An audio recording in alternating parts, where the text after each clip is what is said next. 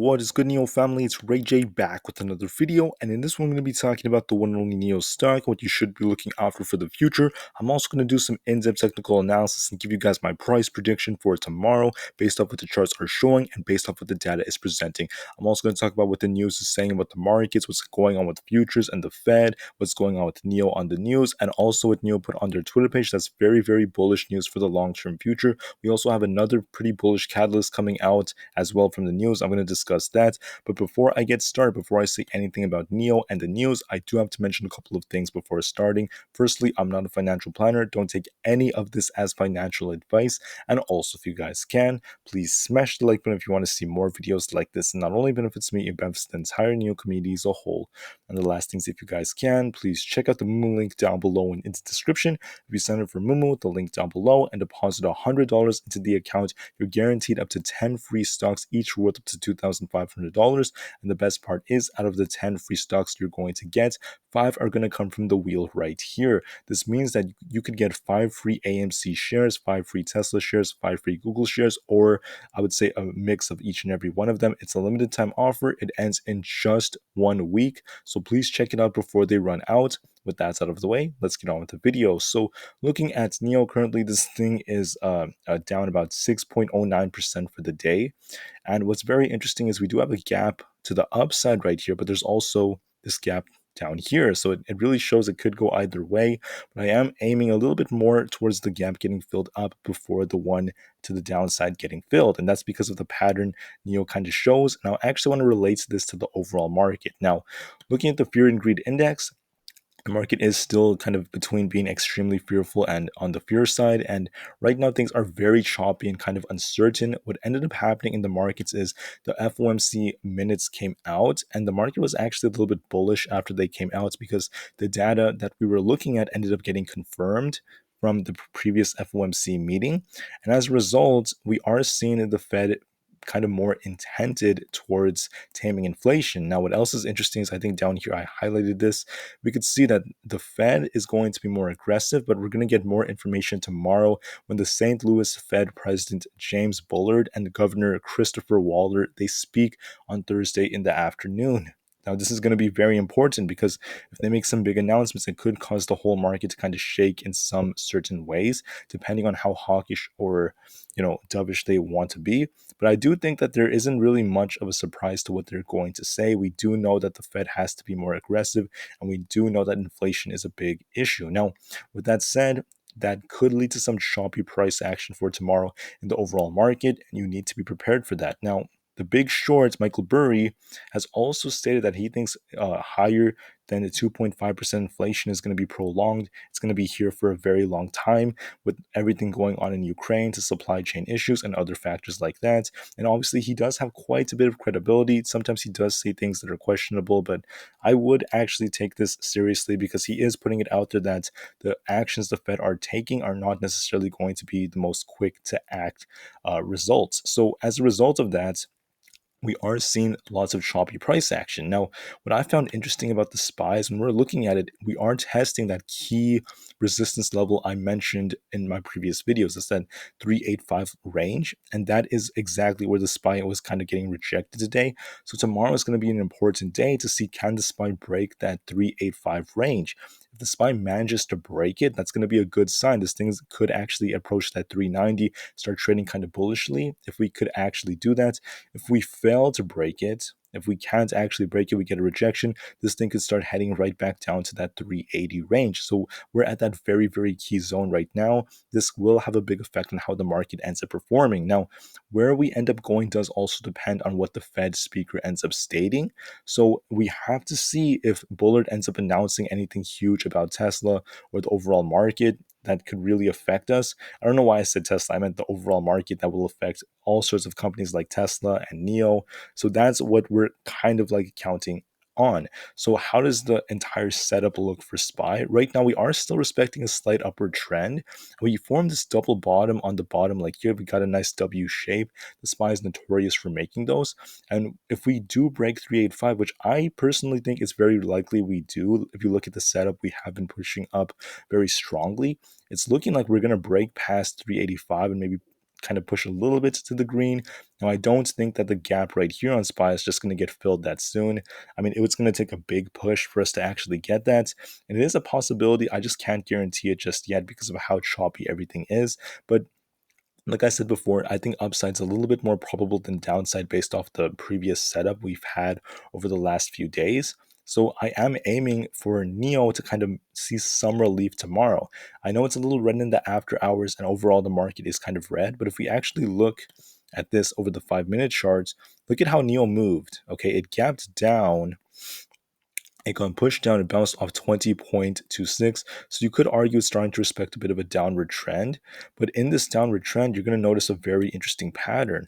NIO drops hard, pushes up, it drops hard, pushes up, drops pretty hard, kind of like this. It dropped pretty hard right here with the gap up there, and then it pushed up and filled the gap, drops down, another push up, more downside. So it's downward trending, but it gets these nice pushes up while it downward trends.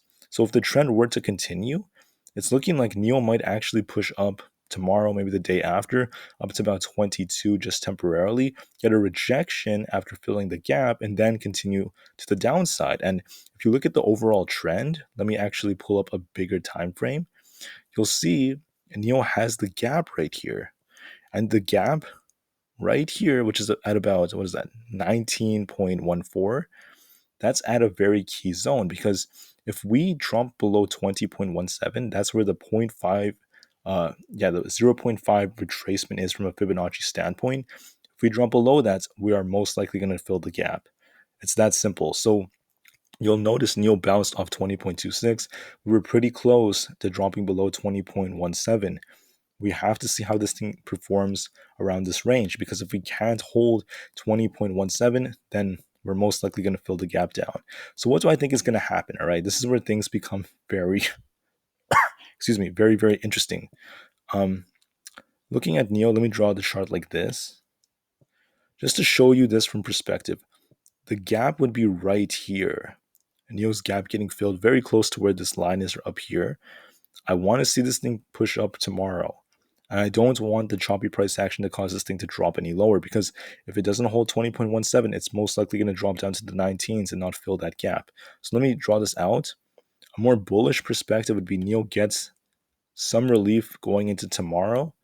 Maybe it pushes up just a little bit. And maybe for the next 2 days, we might see a slight upward trend. It might slowly get close to filling that gap. But I think that the market is just so choppy, it might kind of trade sideways like this. But I am aiming for it to actually push above 21 for some time going into tomorrow. And if we do, we might fill the gap maybe tomorrow or the day after on the way up. And then we get that rejection that causes NIO to start dropping.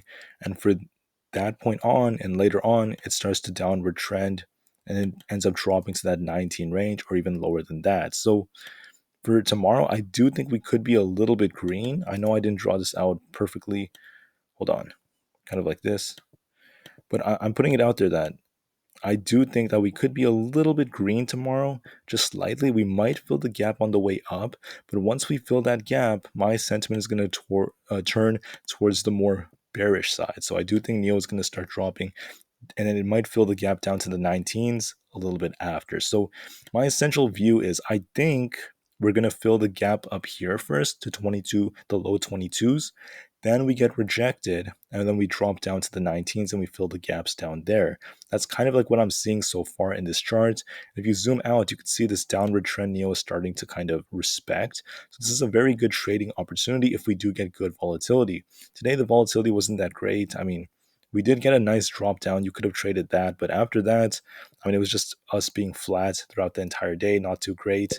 With that out of the way, I want to thank you for listening. And now I want to transition into a different state. So before I do that, hold on. One last thing.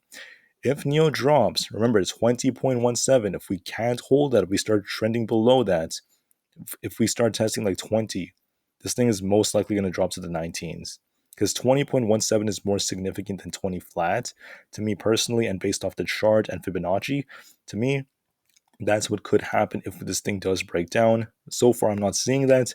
It does seem more likely we might get a slight bounce tomorrow. Hopefully that happens depending on the market. Let's just wait and see. But you've seen what I think is more probable. With that out of the way now, let's actually talk about the news that came out. We can see right over here, NIO Power Day 2022. They have the new 500 kilowatt fast chargers coming to China and the EU this year. Once again, a very, very bullish catalyst for the long term future. And this is despite all of the supply chain issues. Now, what's really good is the chargers are getting a lot more efficient, not to mention they have battery swapping technology. This is going to be big across Europe, but potentially in the US too. And I actually want to go down to, I think, a part right here where they talk about there's a comparison with Xbox, I think, right here. According to He, Xbox new superchargers can deliver 200 kilometers of range in just 5 minutes and can replenish an 800-volt battery pack from 10 to 80% in 12 minutes. Now, by offering 20 kilowatt more charging power, NIO looks to provide more efficient EV charging to its customers and beyond. So it goes to show competition is good for the EV markets. You can see how they're competing and providing better products, and it's going to be better across the globe. So going forward, I want to talk about something else. They have a new third generation battery swap station, and they're going to see more and more throughout 2022 and 2023. And by 2025 in China, NIO will have a battery swap network covering 9 vertical highways and 9 horizontal highways. And 19 different urban areas. So we're seeing a lot of different places where they're being built. They have thousands of them. They plan to have 4,000 worldwide by 2025, 1,000 overseas. So if they keep growing like this, if we keep seeing their vehicle to grid just growing and growing and growing, it's going to be massive for the company, once again pushing that share price up. The last thing I want us to talk about is the 1,000 NIO power swap stations were achieved with our users and partners' love and support.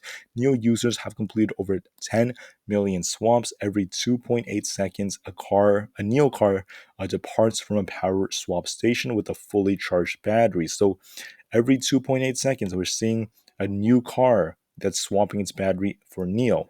Absolutely incredible. I'm super bullish. Can't wait for what the future holds. And this is actually lots of good data that's coming out. So I want to put it out there. NIO is doing a very good job. Give them time, and we will most likely see it reflect in the share price relatively soon. So be patient, give it the time it needs, and I'm extremely bullish for the long term future. With that out of the way, thank you for listening. Have a great rest of the day, and I'll see you guys in the next one. NIO to the moon, and peace out.